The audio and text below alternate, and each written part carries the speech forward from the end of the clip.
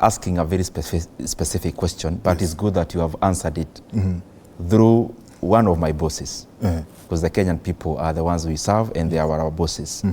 And I was first to address the issue of public participation that he raised.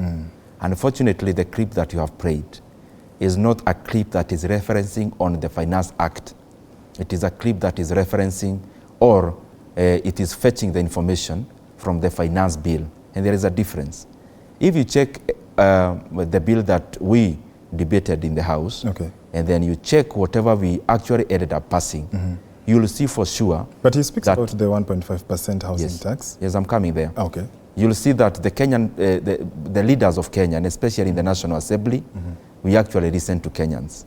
The public participation that we conducted for 2 long weeks was very far-reaching insofar as making the finance bill to be the kind of act it is today. You'll see a lot of changes.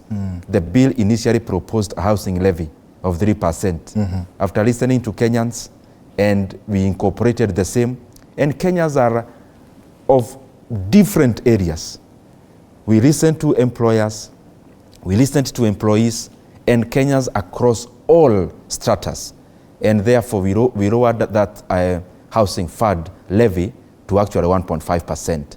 If you check the issue of payee, the people who should be complaining, by the way, it is the people who are privileged, because those are the people who we are actually taxing slightly more so that we take care of the many needs that majority of Kenyans are looking up to for us to be able to serve them through.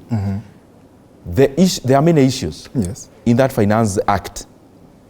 I wish we had time to talk about the many interventions we have made, and especially in the dairy sector, where we actually exempted duty in regards to all the ingredients in the manufacture of the inputs in terms of the dairy sector, in terms of health, in terms of sparing our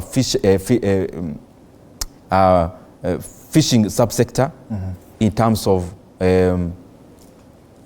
many other stratas of our economy. So we addressed most of the issues.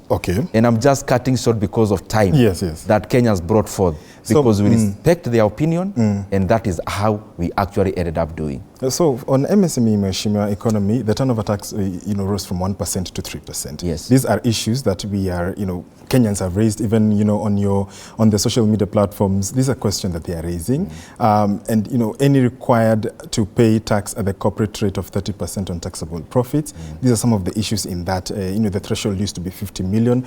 We also have the housing levy. I mean, you've addressed that, but still that 1.5%, whereas it's a situation, because the flip side of it all is that the income of Kenyans has not increased. So the taxes that are being then introduced through this Finance Act are taxes that are coming to tax the already minimal, in some sections, in some arguments, minimal salaries by some of these Kenyans that you represent. First of all, what you have alluded is not exactly correct. What is it? Because the incomes of, especially when I talk about the public sector, have been increasing.